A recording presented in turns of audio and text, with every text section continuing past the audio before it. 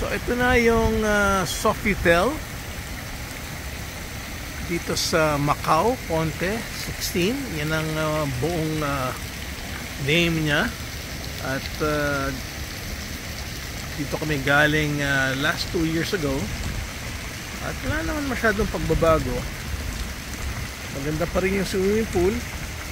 Maganda mag-chill out. At kailangan lang alam mo kung anong oras ka magsiswim. Kasi kung magsiswimming ka ng mali sa oras, masyadong mainit. The best time is magswimming ka sa umaga, walang araw. The best is sunset dito sa may swimming pool. Ang nakikita nyo yan, galing kami kahapon dyan, yan ang yung China. Yan ang Zhuhai. At ito magiging sunset area. Ganda pa rin itong Sofitel na to. Medyo luma na yung building, pero well maintained naman so far ng management nila. So, kung gusto mo ng peace and quiet, aakit ka rito sa may second level at mag-antay ka lang ng konti. Dito mo na makikita yung sunset, which is the favorite of Berna. Napakaganda naman talaga ng sunset. So that's at about 6 to 6:30. Ganda rin ng Macau kasi maliit. Yun nga lang,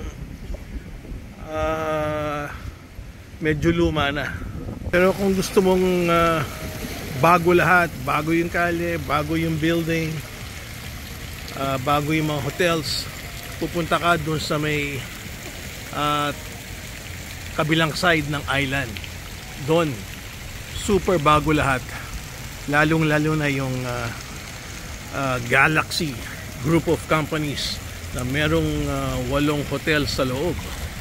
At bukas, papasyal kami ron. Alright, so check naman natin yung fitness area. And this time, ito na yung pinaka fitness area.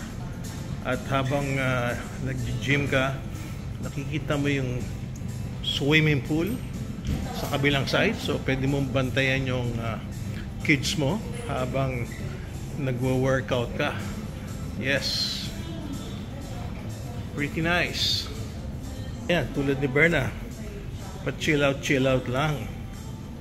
Dito naman kung gusto mo nang magpalaki ng katawan, it's called Sofitel Fitness. At doon sa may dulo yan, no? Mayroong spa kung gusto mong mag-relax. Yes, meron din silang pang couples massage. Kompleto tong hotel na to. Spa, swimming pool, fitness area. Itong Mistral, ito yung buffet area. Sarado siya ngayon, but ito yung entrance. Okay, so this is the buffet where many people eat here during the morning, afternoon, and evening. May offer ka, may 50% discount. And meron silang unlimited oysters sa gabi. Uy, medyo mahal din. And dito sa third floor, merong Angry Birds Play Center for kids. Ayan si Berna, umiikot. Angry nga na ba sila? Yes, the kids would love this area. Medyo malaki din pala tong areang to. Oh, wow. Pag may anak ka pala, mag-enjoy sila rito sa Angry Birds. Laking playroom nito para sa mga kids. Yung aking grandson, si Cole, mag-enjoy dito. Yes, Angry Birds on the third floor where kids can play around. Ito lang Berna maglaro. Kid ka pa naman eh. Oh, nice place Okay, the Angry Birds of Sofitel Ponte here in Macau. They also have a gift gallery being run by Sofitel. Wow, nice, Oh, Michael Jackson. na rin itong kanyang gift gallery. MJ. Very nice place. Okay, ito naman ang patungo sa lobby. Nakalagay, get married the French way at Sofitel Macau. Ang patungo sa casino.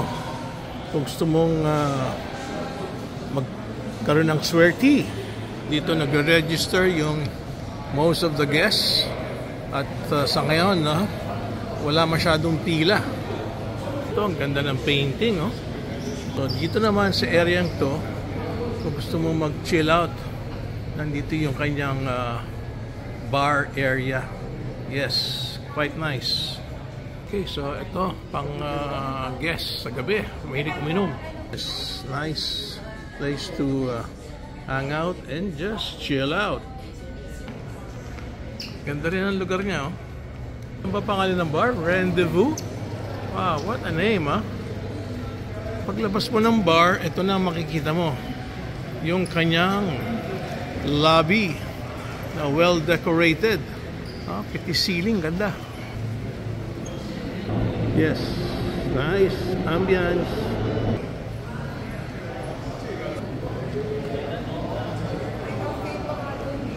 Yes, still well maintained, the Sofitel Pointe in Macau.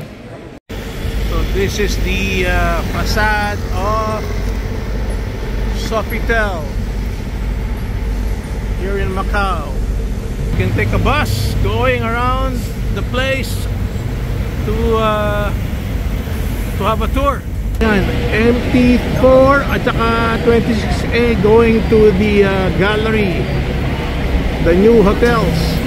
So again, sa labas lang meron ng bus station lang, kaya mo mag-cross ng street at yung bus patungo sa direction going there. Meron din siyang MJ Cafe Gallery. Ma'am, order margarita. You like margarita? Mama Berna, margarita. Oh, ito MJ. Ano to? Michael Jackson? Ha? Michael Jackson MJ Gallery Bar. Meron siyang American beer, the Budweiser. Okay, so dapat pag nasa China ka, Macau, Tsingtao dapat ang order. Tsingtao. Okay, wala pang tao kasi maaga pa kami. Okay, so we'll try their Chinoy, La Chinoy Chinese restaurant. Yes, supposed to be good here for Chinese food. And the best part, kung meron kang Accor, if you have an Accor, you get 50% discount on the food. That's the reason why we're here, to get discounted food. But sarado pa sila. We're gonna wait for maybe 5 more minutes. Ayan ang mga pagkain kay... Oh, they also have dim sum. Wow, looks good. Pilaw po na si Berna. So open na sila.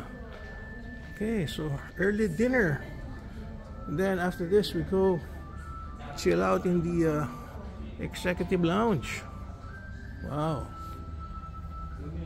maganda siya. We've been here before and we're coming back because we get 50% off. So we're going to order goose.